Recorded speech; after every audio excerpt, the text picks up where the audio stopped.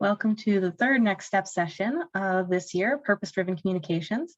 My name is Carolyn Keller, and I'm the founder of Curio 412. We are a development and impact management consultancy helping organizations leave a lasting impact through the charitable work that they do.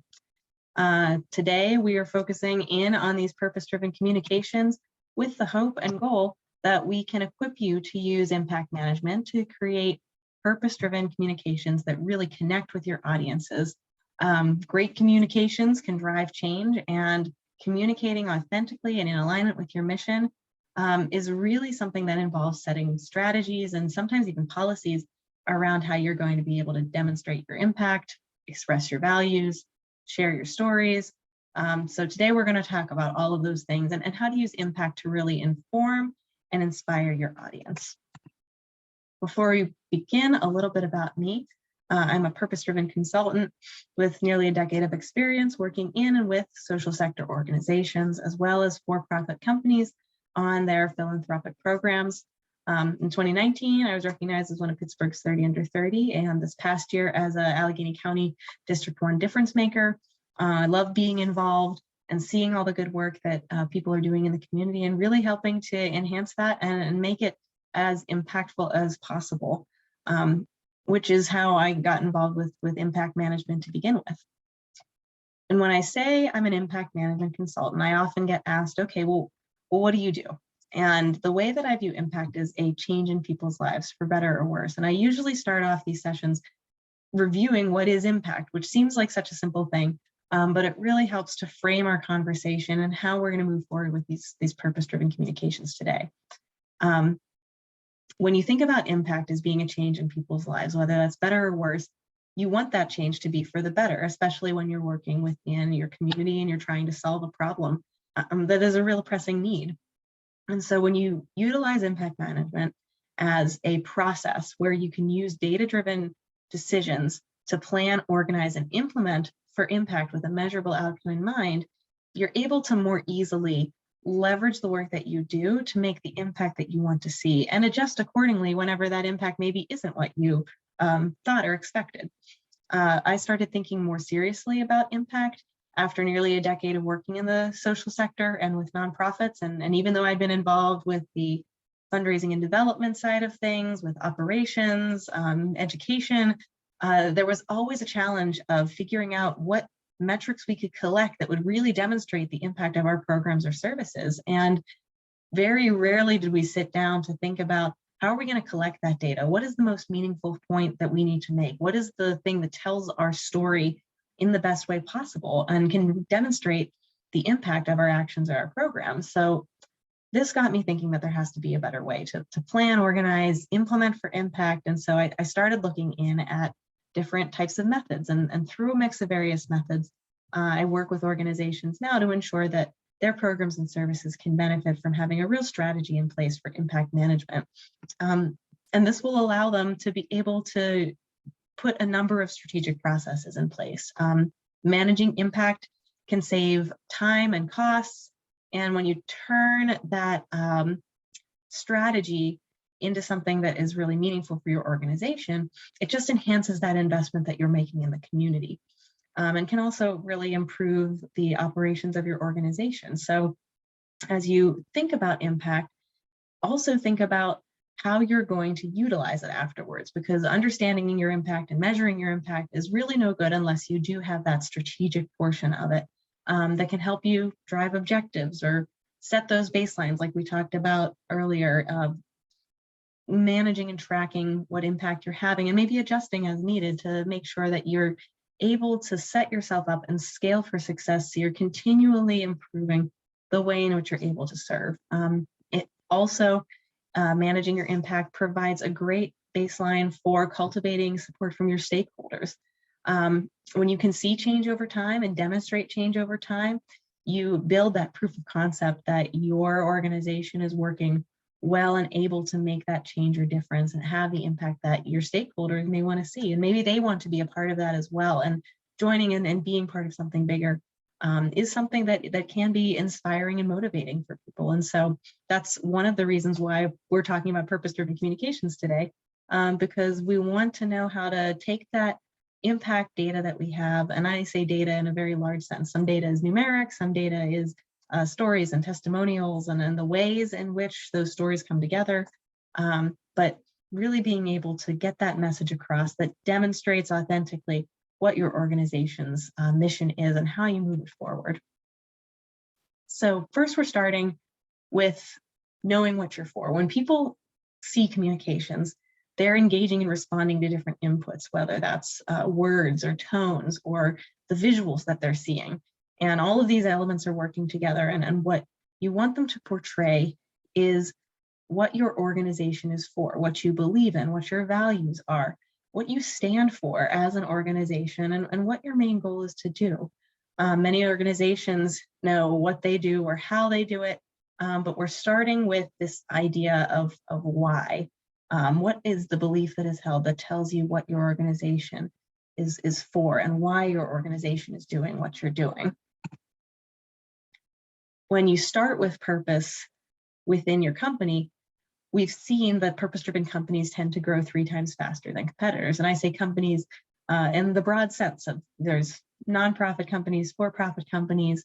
When it comes down to it, most people believe it's important for companies and organizations to act responsibly and to give back and to be a positive factor in their community. And when people see organizations doing that, they're more likely to share purpose-driven content, which comes back to your organization helping to promote awareness and create connections with the causes that are closest to your heart. And when you talk about for-profit companies in these cases, people are 1/3 more likely to try a new product or service if they know it is driven and coming from a place of purpose. And what we see is that this is largely because purpose is a key driver for the overall reputation of organizations and companies. And when people feel connected to similar beliefs or values, they are more likely to invest and help those organizations to grow, which is why we see so much more acceleration from companies that use purpose-driven communications. So as I said earlier, many organizations understand what they do or how they do it. This is called the Golden Circle. It's adapted from Start With Why by Simon Sinek, who said, people don't buy what you do, they buy why you do it. And what you do simply proves what you believe. This is all about centering your mission at the core of your messaging. So the center of this circle talks about why. And if you were to imagine an arrow moving from the center out, that's how you want your communications to read. You want your communications to really be revolving around this sense of why. The what and the how of your organization, it's not that they're not important, but it's that people will connect much more easily when they align with your why and they know why you're doing what you're doing. And this is where that purpose-driven communication starts. So very few people or companies can clearly articulate why they do over what they do or how they do. And we think about purpose-driven communications, there are a few different things that we can kind of set aside from traditional communications versus purpose-driven communications. Traditional communications tend to solve a problem. They're focused on, say, products or services or things, the what's of a company. And they're most often derived from operations. Traditional marketing, traditional communications help people to make a decision, whether they're choosing to donate or choosing to buy a product. And then purpose-driven communications, while they also solve a problem, they're focused on those core values, that why of a company. They're derived from a mission, something that is larger than the company or organization itself. And instead of helping people to make a decision of whether or not to donate or invest or purchase a product, they're helping people be able to make a difference. And so there's a very, they're aligned in some ways, but there are some very big differences between the traditional sense of communications and purpose-driven communications. There are 2 ways to influence human behavior when you talk about communications. One is being able to convince and make a compelling argument where you're very persuasive, and the other is to inspire it. And while traditional communications tend to be a little bit more persuasive in nature, and purely persuasive, purpose-driven communications, while they can be persuasive, they're persuasive through being inspiring. They're persuasive through showing and demonstrating how your organization and those who join with your organization are able to make a bigger difference. So at the core, purpose-driven communications are really designed to meet the needs of people rather than to solve a traditional problem that you might experience. And we've already touched on this a bit, but leading with your why works because when people know your why, they know your beliefs and your values, they know what you are for. And by doing that, it helps to build trust, it resonates with people personally, and is able to create deeper connections. A messaging, if you think about your organization and your mission and your brand, this messaging needs to align with the people's beliefs that you're trying to attract. So if your organization is, say, serving a underserved population and you want to connect with people who want to uplift people within those populations and have a very strong value and belief system of, say, everyone succeeding no matter their circumstance, you want to be able to create those deeper connections, resonate with that belief personally, and that will build trust. So when a customer or donor or supporter comes to you, they'll believe in what you're doing, they'll know what you're doing it for, and they'll start to support your brand. And the more consistently that you can do this over time, the greater the return will be. So purpose-driven marketing, oftentimes, while it can catch people and inspire people very easily, it's also a long-term strategy. Is if you're doing a short-term campaign where all of a sudden that campaign ends and your messaging turns from being that inspiring, purpose-driven word to some of the other types of what's of the organization, it can get people off track and thinking about the way in which your organization is promoting itself. So being very consistent about how you talk about that why is important. So as I said, communicating with purpose is strategic. It's part of a mindset. So no matter what your company or organization believes in, no matter what your mission is, doing it honestly and wholeheartedly is paramount to ensuring that you're communicating with purpose. Many people feel that organizations have the power to enact good in the world, and that their way, that the individual way of creating change is by supporting organizations and companies that have purposes that they believe in. So when you give your supporters or customers, your audiences, something that you believe in for the long term, it helps to create that connection. The tactical steps to creating purpose-driven communications are very similar to traditional content marketing. So we're not going to be very tactical today as we talk about communicating with purpose. Things like content calendars or social media or email marketing or those types of things. We do have some resources about on our website, so you can feel free to check those out. Or reach out, and I have a number of contacts I'd be happy to share. You can help get you aligned with some of the tactical steps for that content marketing side of things. But today, I'd like to focus a bit more on the strategy of ways in which you can leverage impact to communicate and inspire. To do this, I want to show you an example of a company that's communicating with purpose. So we're going to go ahead, and this is Bombas.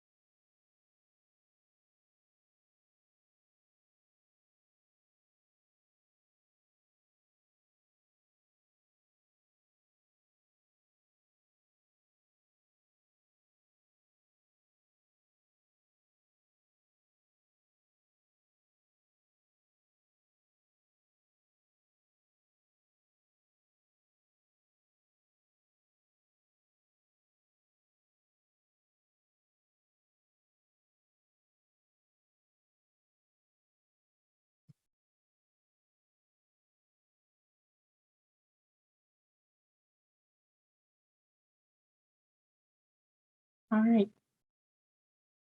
So take a few minutes and just think about what makes the message of Bombas's video so effective. This message does three things very well. It expresses the values of the company, and not in the way that it lists them off. You see the words "be better" multiple times.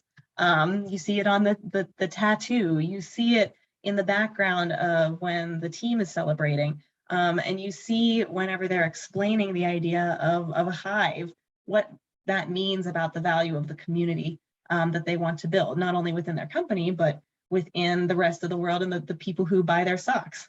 The second thing that this video does very well is it demonstrates the impact.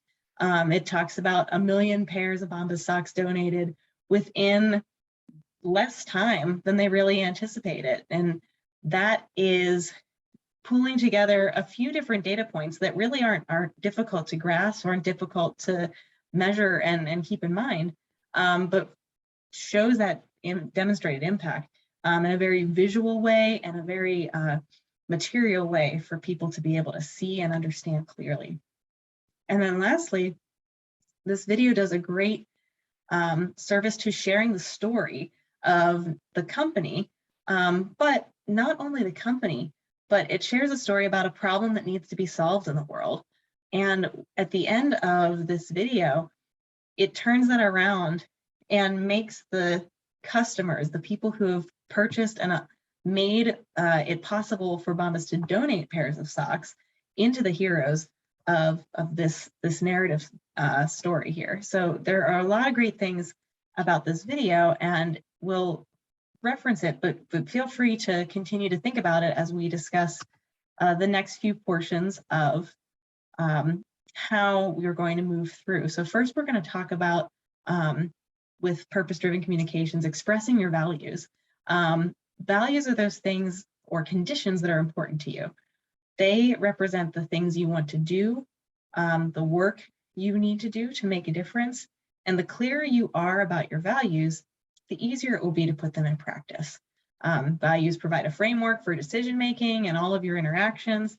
And when you express your values, you want to ensure that not only is it honest and authentic, is that something that is fairly simple to understand, is that people need honesty and authenticity.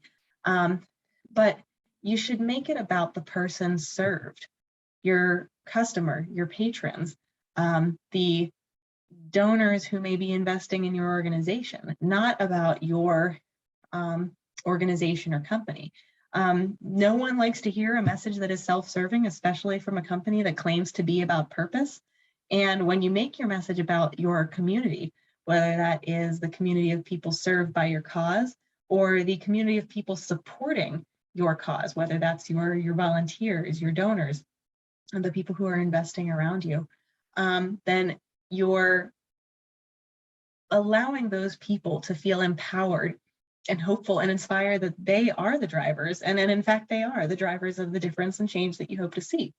And they're more likely to keep coming back because they know and they can see the difference that they're able to make. You should also be putting your mission or values in your content. It doesn't have to be overt. It can be something that is very simple to do, but something that reinforces your message in all of the different content. So take advantage of every copywriting opportunity you have to mention your values, whether that's emails, social media, advertisements, packaging. If you are an organization that has products or small giveaways, use every opportunity to help you create that cohesive message about purpose. And that is something that will really help you drive that consistency we discussed earlier. One company that does this very well is Who Gives a Crap. You can see the toilet roll on the side of this slide. They mention their values even on the wrap that covers each individual roll to really show where they stand and what their values are. So there is nothing, even a toilet roll, that cannot be a purveyor of your mission. And then also let others talk about your mission. You saw that in the Bombas video that we watched just a minute ago. If you have testimonials, reviews, feature those people and those reviews and those words about the services you provide on your communications. Because when you let others talk about your mission, it's a lot more convincing for someone else to say that's a great organization than saying, oh, we are a great organization. It allows others to really talk about your values and promote your values and drive that reputation that builds trust for you and your organization. So when you express your values and you make them so much a part of your organization that they're included in everything, you're going to have a much better place. Another way to do this before we leave this slide is to make them a part of the internal workings of your organization as well. So make sure they're included in, say, an onboarding process for employees or volunteers. Reinforce them when you have different community or team building types of events. Reinforce them and recognize them when you see people in your organization expressing or using those values and doing it well, so that you can build a culture where those values are just as much a core of how you operate and how everyone operates as a whole within your organization. And that will also help in expressing, because those people who work for you and with you, whether they're staff members or volunteers, are people who will end up being ambassadors for your company's message and expressing those values well and really showing the purpose that your organization has. If you are new and you haven't defined your mission or values, you may want to ask yourself a few questions, because you probably already have some values within your company. And you can ask, are there any values that drive the interactions that we have? Or how does our business improve the world? Or what problems does our organization solve? What makes people choose our organization or attracts new employees to us as a company? Where are those alignment pieces that you can really define within your organization? So use these questions as needed as you help to define some of those values a bit further. All right, the second thing that we're talking about, in addition to expressing your values, is demonstrating your impact. When your purpose or cause isn't supported by authentic action, it tends to fall flat. Your organization should be tracking measures that matter, because it allows you to then hold yourself accountable and show others that you're accountable in your ability to be able to demonstrate your impact. So this requires having meaningful measures.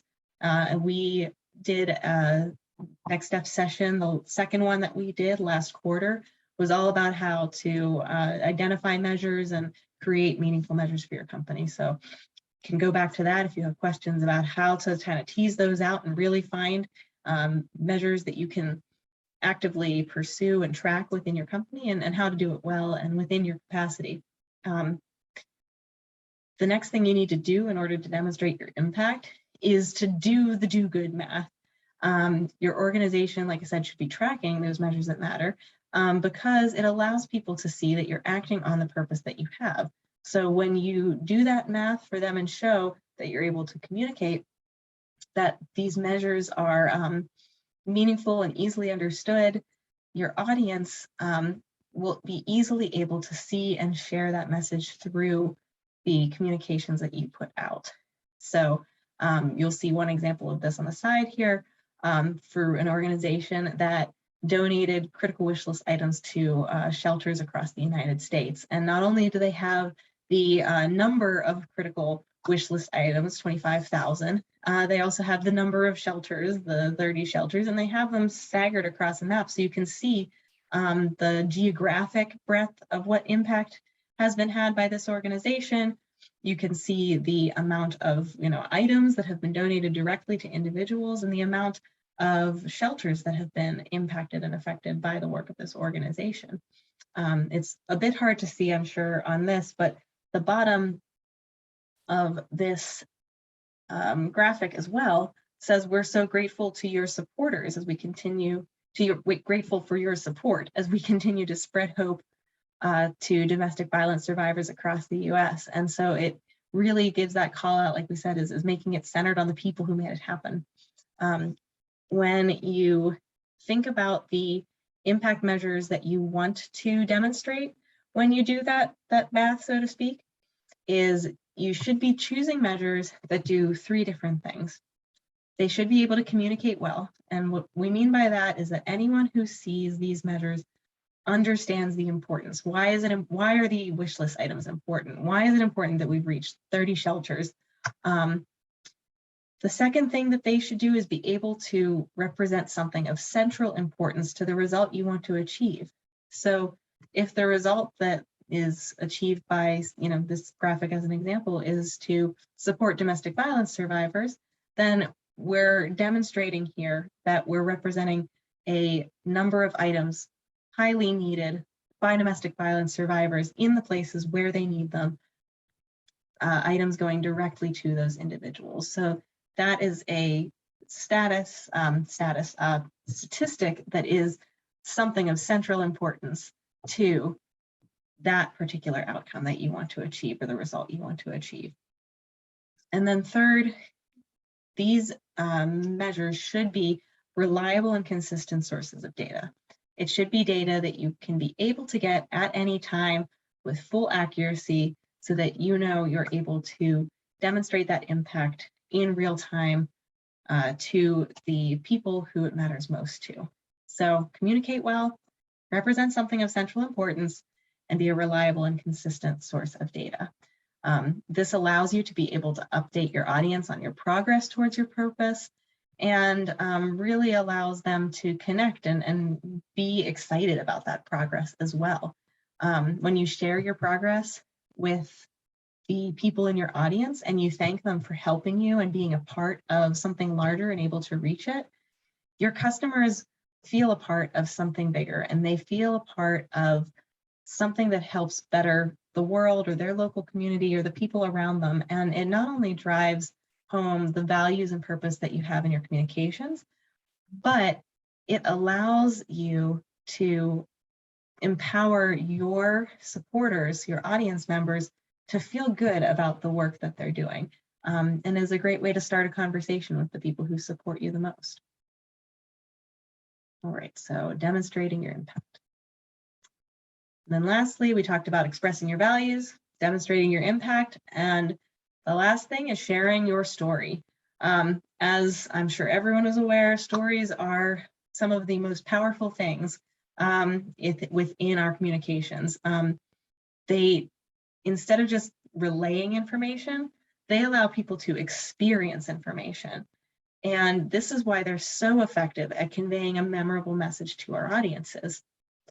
We could have seen an ad from Bombas that just talked about the number of socks that they had, but their entire 2-minute segment told a story about their founders, the people they served, and all the way through, and makes it a lot more memorable to understand the impact that they've had. And so using stories is one of the best ways to convey and demonstrate the impact that you have to audiences in a meaningful way.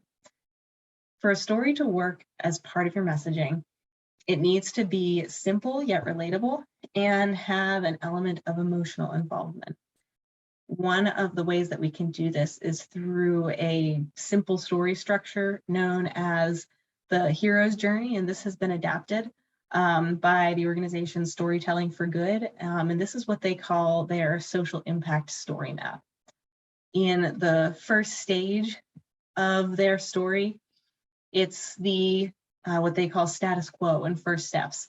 So in the beginning of this story, eyes are opened, doubts emerge, solutions are considered, and first steps are taken in order to address a problem that is really at the heart of what your cause or your purpose is working towards. In the second part of this story, you're encountering obstacles and creating a team and having allies who are joining you within this. And then the third step in this story is having a breakthrough. So what happens next, and when does that light bulb moment happen for your organization? Whether that's something where an obstacle is overcome or a new partnership is formed that really changes the whole dynamic of how that breakthrough happens to solve the problem you want to. And then lastly, you have that impact portion. This is where lives are changed, lessons are shared, calls to action happen for the audiences that you have this part of your communications.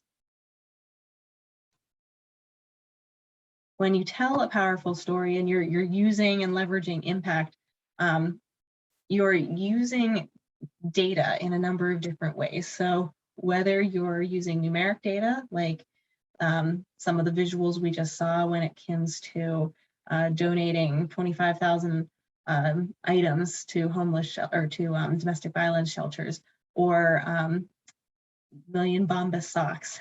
There are those numeric things, and then there's also stories that are a little bit more narrative as well. And when you bring in data into your stories, you can really leverage them to demonstrate the scale to which your impact is happening. They're great for marketing, great for other communications, and that this is where we solicit support. And I love this graphic from the Lego data story, where it shows a bit of data like all in a pile, and then there's different ways in which you can manage that data to do different things to communicate your purpose. So sometimes all it takes is sorting or arranging or presenting it visually in like an infographic. Oftentimes, though, it is explaining it with a story or allowing it to be actionable or useful for your organization when it comes to really driving the different decisions that you need to make. So stories, immensely powerful methods of communication. They help your audience to connect on a deeper level. And not only that, but they allow your audiences to remember and experience the impact that your organization has in a very close way. So with all of that, I hope that we've equipped your organization with the resources that you need to create a lasting impact on the places that you call home. And I hope that you have a better sense of some of the strategies you might need to put into place to enact purpose-driven communications within your organization. Our goal is always to help organizations leave a lasting impact. If you want to get in touch later, here is my information, and we'll go ahead and stop our recording now and open it up to questions for today. Thank you so much.